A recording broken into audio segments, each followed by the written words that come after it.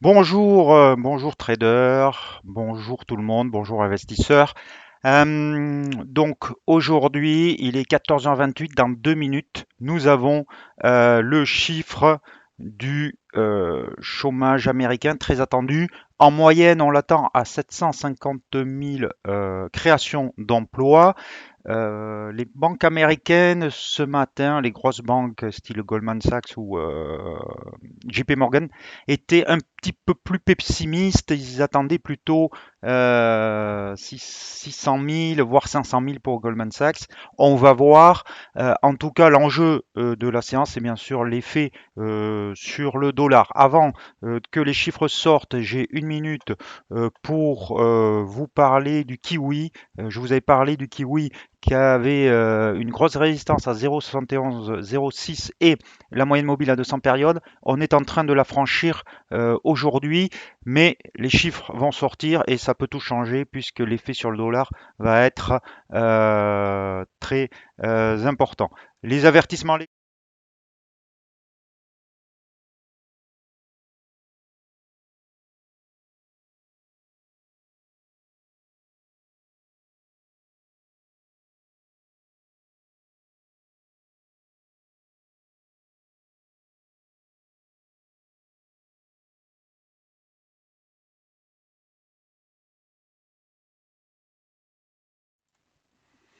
Alors, ça ne devrait plus tarder maintenant.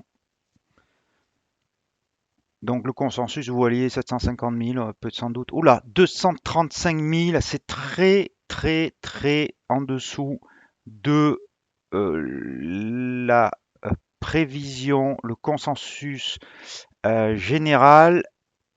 On est à 5,2 sur le taux de chômage, donc ça c'est comme attendu. On va aller voir tout de suite, bien sûr, l'effet sur le dollar. Vous voyez le kiwi là qui continue à monter.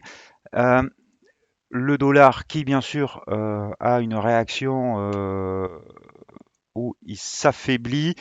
C'est sûr que c'est pas une bonne nouvelle pour le dollar et c'est pas ce chiffre-là qui va presser la Fed de réduire son programme d'achat d'actifs. Donc là, la première, on va le voir en 5 minutes parce que vous voyez, hop, regardez la réaction du dollar. Tout de suite, on va aller voir l'eurodoll. Boum, on est direct sur la résistance à 1,1910. Donc, résistance très importante, hein. J'en ai parlé ces derniers jours. Encore une fois, la cassure de l'oblique haussière a donné l'impulsion vers un 19,10. Et donc maintenant, tout l'enjeu de la séance, ça va être est-ce qu'on va clôturer ce soir au-dessus ou est-ce qu'on va rester au-dessous des 1,1910. On va aller voir l'OSI. L'OSI, pareil, il est en train de franchir allègrement une résistance à 0,7427. On est largement au-dessus, on est à 0,2470. Le Ce chiffre est vraiment pas bon quand même, hein. Je reviens. Alors, on va voir le câble. Le câble, il est en train de franchir une oblique baissière et il est confronté maintenant à sa moyenne mobile de 100 périodes. Donc, si on clôture de la même façon au-dessus, on ira peut-être revoir les 1,4005. Le kiwi. Donc, je l'ai dit, le kiwi, ça risque d'être la devise qui va le plus surperformer, puisque c'est le pays où l'on attend une hausse des taux, le premier pays où l'on attend une hausse des taux. Le dollar suisse, on revient sur le support à 0,91, mais c'est pas là qu'il y aura les meilleures opportunités. Le dollar yen, il s'affaiblit un petit peu, mais il reste encore dans un range. Et le dollar Canada, le dollar contre le dollar canadien, il revient sur la moyenne mobile à 200 périodes. Donc, voilà les enjeux. Je reviens sur l'euro dollar. 1,1910 ce soir à dépasser ou pas. Si on dépasse, Next target 1,19. La moyenne mobile à 200 périodes 1,1986 voire 1,20. Il faut toujours attendre un petit peu quand même que le marché digère, hein. Il y a une réaction toujours qui est souvent impulsive lors de la publication, mais qui peut se calmer derrière. Mais là, le chiffre est vraiment pas bon. Donc, comment se positionner là-dessus? C'est sûr qu'il faut, c'est compliqué d'acheter du dollar même sur cette résistance et de vendre l'eurodoll. Et il est bien sûr trop tard pour, enfin, il ne faut pas acheter de l'eurodoll sur sous un 19,10 là, avec si proche de la résistance. Et vous voyez d'ailleurs, on va passer en une heure que pour l'instant, en une heure, hop, vous voyez que on a touché la résistance et là qu'on est en train de refluer. Euh, on va aller voir les autres paires quand même. L'euro-yen en quotidien.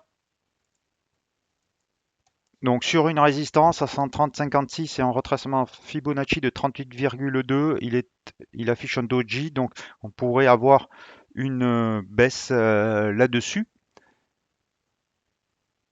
L'euro livre, rien ne se passe.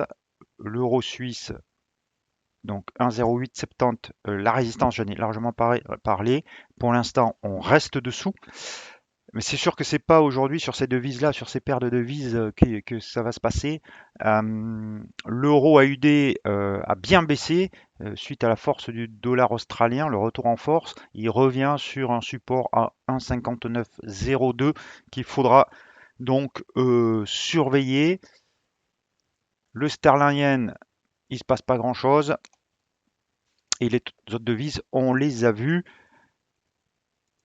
On va aller voir l'OSI, est-ce qu'il continue à monter? Alors, on va repasser sur l'horizon de temps 1 heure.